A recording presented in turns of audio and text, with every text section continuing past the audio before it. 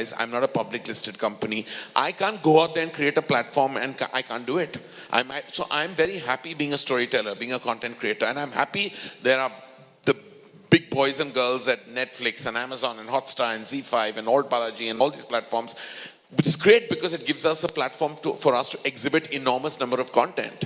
In the last 1 year, since Gunjan Saxena released in 2020, we put out about 7 to 8 pieces of content, be it digital shows, non-fiction shows, films. Like we've put out where people were struggling to put anything out, we've actually put out that much work from Dharma and Dharmatic.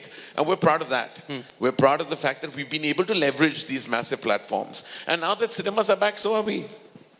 So if things were normal, would you have, say, released a Gairaiyan in the theaters? Or would you have felt cagey about it in the sense so how people going to receive it? I'll be honest with you, I would have released Shesha if things were normal in the cinemas for sure, because it was that spectacle for a large screen. It was made to be a theatrical experience. That is something that I felt. But Gairaiyan is, by its ethos, by its texture, by its syntax, by its style of storytelling, and the fact that it swishes genres, and the way it was actually a definite film for an OTT platform, because I feel it would have found its best home at a home like that, and which it did. I was totally for that. Even when I watched the dailies, Shakun, Deepika, we were all on board with that decision. I mean, you're the only filmmaker I know in all these years who actually took that film, put together a bunch of film critics and asked them to sort of talk about it once the film's released. And I was wondering while I was sitting there, what would you even learn from an experience like this? Because the film is done. There's nothing else to fix. What did you learn from the experience, Karan? Look, it was a strategic decision, man. Okay. It was not for me to learn. It was for me to exhibit. Okay. I'm being very honest. Right.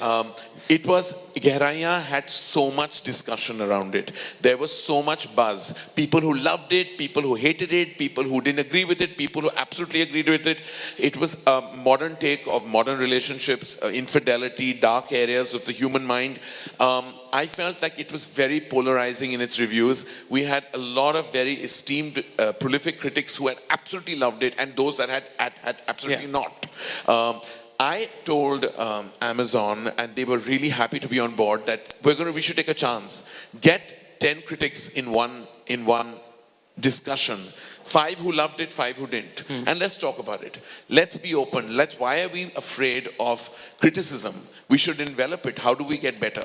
And the fact that we do this will actually just create more energy around the film. We'll actually create more buzz, because then people will want to see which side they're on when they see a discussion like this, which is what happened. It really helped us because we put it out there and we put out the polarization. And you should actually not be shy. I keep feeling, why are we worried about people who don't like something? They have a point of view, you must respect it.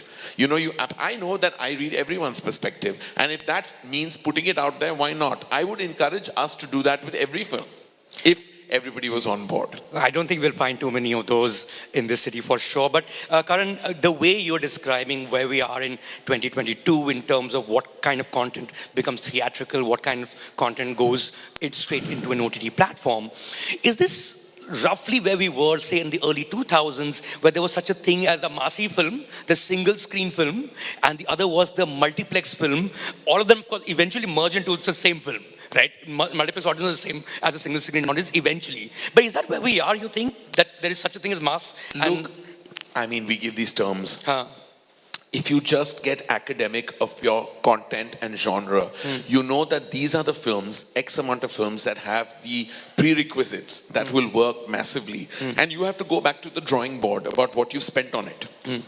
If you've spent a massive number for a film that you feel will be a certain number that doesn't give you a recovery because of its genre or its content or the way the filmmaker has told the story, you should opt for a safer option.